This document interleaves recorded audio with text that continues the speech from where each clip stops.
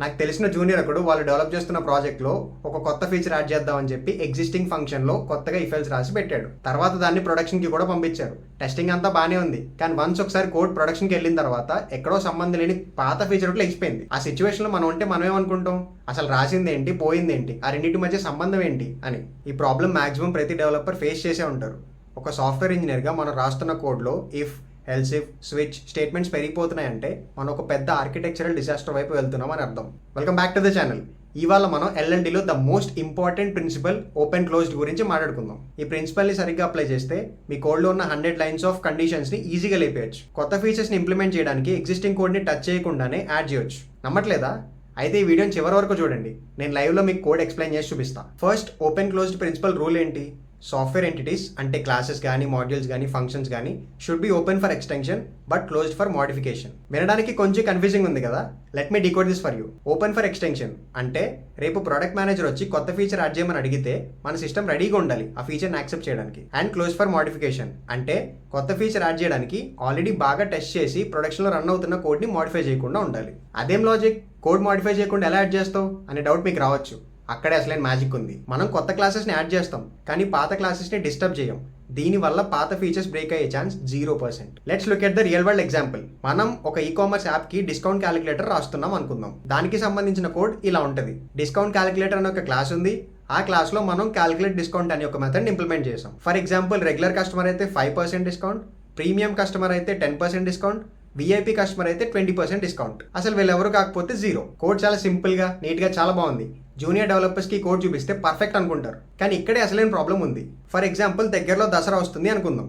Festival discount add చేయాలి అనే requirement వచ్చింది. మీరు ఏం చేస్తారు? ఈ క్లాస్ ఓపెన్ చేసి ఇంకో ఎల్స్ ఇఫ్ కండిషన్ యాడ్ చేస్తారు.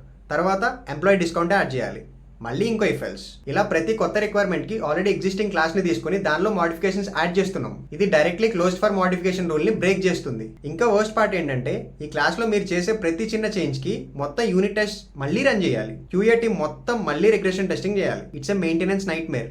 ఇప్పుడు క్లమ్జీగా ఉన్న ఇఫెల్స్ బ్లాక్ ని ఒక స్కేలబుల్ ఎంటర్ప్రైజ్ లెవెల్ అప్లికేషన్ లో ఎలా మారుద్దామో చూద్దాం. We will use the power of interfaces and polymorphism. First మనం ఒక ఇంటర్ఫేస్ ని డిఫైన్ చేద్దాం. Interface name discount strategy. దానిలో క్యాలిక్యులేట్ అనే ఒక మెథడ్ ఉంది విచ్ యాక్సెప్ట్స్ అమౌంట్. ఇప్పుడు మన దగ్గర ఉన్న ప్రతి కస్టమర్ టైప్ కి ఒక సపరేట్ క్లాస్ క్రియేట్ చేద్దాం. ప్రతి క్లాస్ ఇంటర్ఫేస్ ని ఇంప్లిమెంట్ చేస్తుంది. Let's say regular customer discount అనే క్లాస్ డిస్కౌంట్ స్ట్రాటజీని ఇంప్లిమెంట్ చేస్తుంది. In the same way premier customer discount అని ఇంకో క్లాస్ క్రియేట్ చేసి మళ్ళీ డిస్కౌంట్ స్ట్రాటజీని ఇంప్లిమెంట్ చేసాం. అండ్ ఇందులో కూడా క్యాలిక్యులేట్ మెథడ్ని ఇంప్లిమెంట్ చేసాం. చూసారా ప్రతి డిస్కౌంట్ రూల్కి ఎలా ఓన్ క్లాస్ క్రియేట్ చేసామో? ఇప్పుడు మెయిన్ క్లాస్ ఎలా ఉంటుందో చూద్దాం. సింపుల్గా డిస్కౌంట్ క్యాలిక్యులేటర్ అనే క్లాస్లో క్యాలిక్యులేట్ డిస్కౌంట్ అనే మెథడ్ని ఇంప్లిమెంట్ చేస్తాం which accept strategy and amount. And strategy plus amount మనం ఆబ్జెక్ట్ క్రియేట్ చేసినప్పుడు పాస్ చేస్తాం. బూమ్, అక్కడ ఉన్న ఇఫెల్స్ అన్ని లేచిపోయాయి, మనం లేపేశాం. ఇప్పుడు అబ్జర్వ్ చేయండి, రేపు మనం కొత్తగా ఫెస్టివల్ డిస్కౌంట్ అని యాడ్ చేయాలి అంటే మీరు ఏం చేస్తారు? సింపుల్గా ఫెస్టివల్ డిస్కౌంట్ అని ఒక క్లాస్ క్రియేట్ చేసి డిస్కౌంట్ స్ట్రాటజీని ఇంప్లిమెంట్ చేస్తారు, అంతే.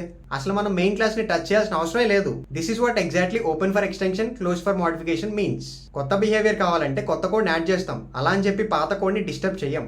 ఇలా స్కేలబుల్గా కోడ్ రాయడం వల్ల మీ కోడ్లో 90% ఆఫ్ బగ్స్ని రెడ్యూస్ చేయొచ్చు. బట్ వెయిట్, ఇక్కడ కూడా ఒక క్యాచ్ ఉంది. నేను మీకు సింగిల్ రెస్పాన్సిబిలిటీ ప్రిన్సిపల్లో చెప్పినట్టే ఇక్కడ కూడా ప్రతిదాన్ని ఓవర్ ఇంజనీరింగ్ చేయొద్దు. మీరు ఒక లాజిక్ రాస్తున్నారు, అందులో ఉన్న 2 కండిషన్స్ లైఫ్ లాంగ్ మారవు అని మీకు తెలుసు అనుకోండి.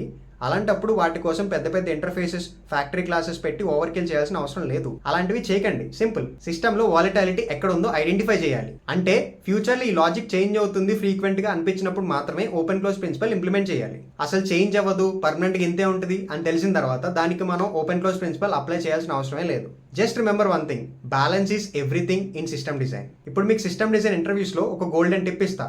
ఇంటర్వ్యూర్ మిమ్మల్ని ఓసీపీని ఇంప్లిమెంట్ చేయండి అన్నప్పుడు మీరు కోడ్ని రాస్తారు కదా, ఈ ఇంటర్ఫేస్ అప్రోచ్ని రాస్తారు కదా. రాసినాక జస్ట్ వాళ్ళకి ఇలా చెప్పండి, by following the open close principle here I have essentially implemented the strategy design pattern. Interviewer మామూలు ఇంప్రెస్ అవ్వడు, ఎందుకంటే SOLID principles and design patterns రెండు వేరు కాదు. ఈ ఓపెన్ క్లోజ్ ప్రిన్సిపల్ ఇంప్లిమెంట్ చేస్తున్నప్పుడు మనం స్ట్రాటజీ డిజైన్ ప్యాటర్న్ యూస్ చేస్తాం. ఈ కనెక్షన్ ని మీరు ఇంటర్వ్యూస్ లో హైలైట్ చేస్తే it shows you have a high mature understanding of software architecture. So అది ఓపెన్ క్లోజ్ ప్రిన్సిపల్ అంటే.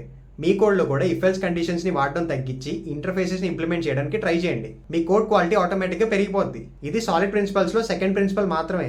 నెక్స్ట్ వీడియోలో లిస్కో సబ్స్టిట్యూషన్ ప్రిన్సిపల్ థర్డ్ ప్రిన్సిపల్ గురించి మాట్లాడుకుందాం. అది విన్నప్పుడు కొద్దిగా తేడాగా ఉంటుంది, బట్ నేను ఉన్నా కదా సింప్లిఫై చేసి చెప్పడానికి. ఒక బెస్ట్ ఎగ్జాంపుల్ తీసుకొని డీటెయిల్గా ఎక్స్ప్లెయిన్ చేసే బాధ్యత నాది.